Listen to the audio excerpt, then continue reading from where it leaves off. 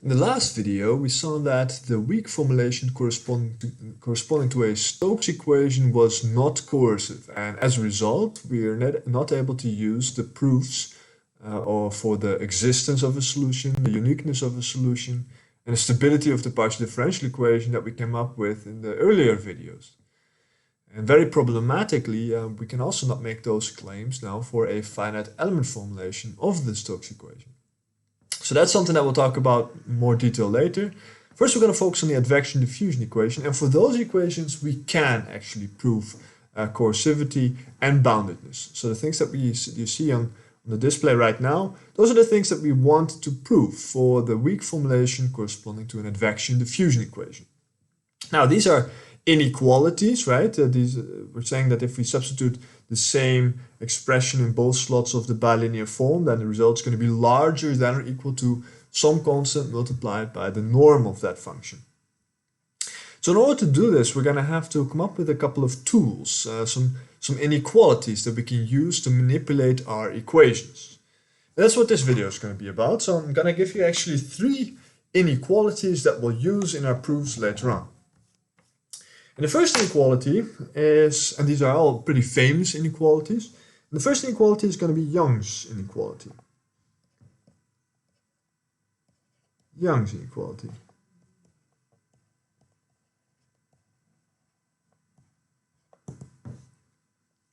And Young's inequality says that if we take the L2 inner product of two functions, u and w, then that value, the value that we get from that operation, is going to be smaller than or equal to some constant or some value, some parameter epsilon divided by 2 times the norm of the first function squared plus 1 over 2 epsilon times the norm of the second function squared. So how is this going to help us? Well, if we end up having expressions that are L2 norms of two functions in our bilinear forms, then we will be able to replace that expression by the right-hand side and get an inequality in there. So to give you an idea of where this comes from, I think this is one that we can actually prove quite straightforwardly. So the proof is that if we take at any point the square of the following expression, so the square root of epsilon times the function u minus 1 over epsilon times w, and we square this, well, we know this is for sure going to be larger than 0, right? Because the square of any value is going to be larger than 0, assuming real numbers. But if we work this out, then we can also write this as, well, epsilon, square root of epsilon times the square root of epsilon is epsilon times u square minus, well, the multiplication of those two is, and then this shows up twice, so we have minus 2 times uw plus 1 over epsilon times w squared. And what we can do now is we can do this at every point. We can integrate over a domain. And then we can actually move some things to the right-hand side. And again, this stuff is larger than 0.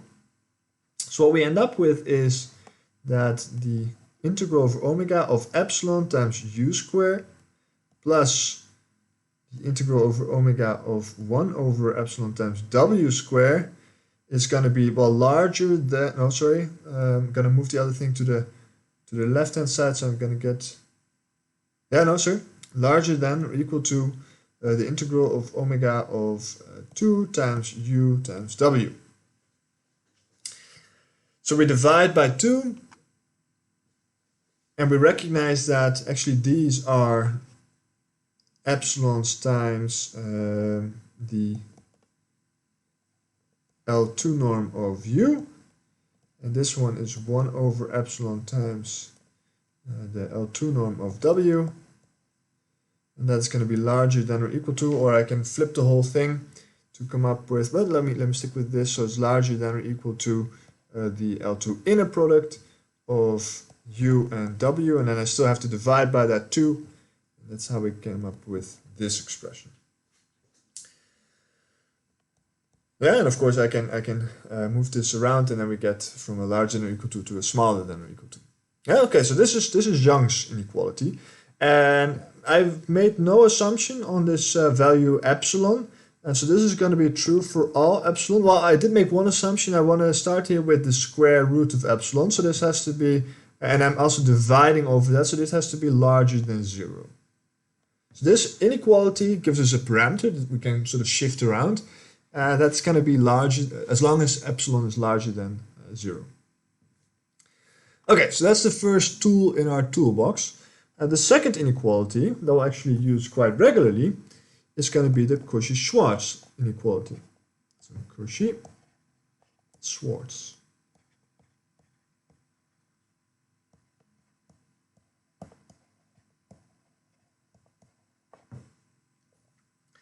And Cauchy-Schwarz inequality says that if we take the inner product of two functions, u and w, we can really measure this in any inner product, L2, H1, so I'm going to just denote this with a dot right here. Then the result's going to be smaller than or equal to the multiplication of the norms of these functions measured in that same space. Right, so either I take the L2 norm, the L2 inner product between u and w, and that's going to be smaller than or equal to, well, the L2 norm of u multiplied by the L2 norm of w, or I do the same thing in H1 or in H2, etc.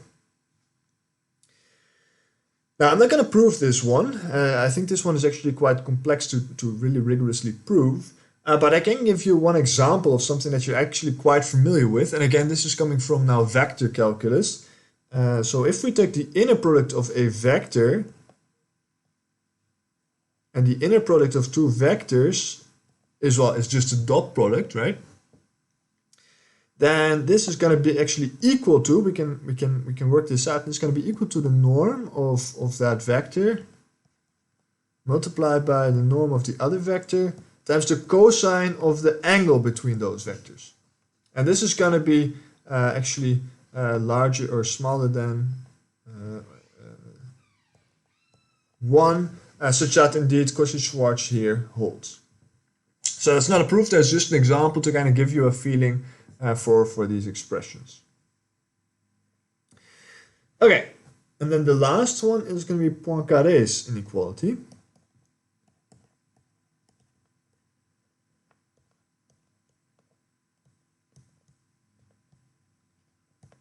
This is also going to be one that we'll use quite often. And Poincaré's inequality says that there exists a constant Cp that is larger than 0, such that Cp times the norm of u measured in L2 is going to be smaller than or equal to the norm of the gradient of u in L2 for all functions u in the space H1, 0. Yeah, and the H1, 0, the 0 is important. Remember that 0 meant that we have 0 boundary conditions. Clearly this would not be true if we did not specify any boundary conditions on u, because then we could simply shift u by an arbitrary constant to get a very large left-hand side. But because we're dealing with H1, 0, we know that the boundary conditions have to be 0 for every function in u, and then this inequality holds. So this is giving us somehow a relationship between the L2 norm of the function itself and the L2 norm of the gradients. Yeah, and of course the L2 norm of the gradients is well defined because again we're focusing on functions u in H1, right? So those are functions for which we're allowed to take the gradient. So what is this constant Cp? What is this value? Actually, I don't know. It depends on the problem. So what specifically does it depend on? Well, it depends on the domain omega. Yeah, so for different domains, different shapes of our space, our physical space, this would have a different value. And in some cases, you can compute exactly what that value is going to be. Specifically, I think for in 1D you would be able to compute that. Now, clearly for more complex shapes in 2D or 3D, it's going to be very tricky to compute this. Typically we can't, but still, based on the proof that that's quite general, we know that there will exist some constant. And this constant is going to depend on our domain omega and nothing else. And really, that's all we need to know. We need to know that there exists some constant, because the things that we in the end want to prove, is the coercivity, the boundedness. We also don't really explicitly want to know the values for C, C, or CB. We just want to know that they exist, because if they exist, then all the proofs follow.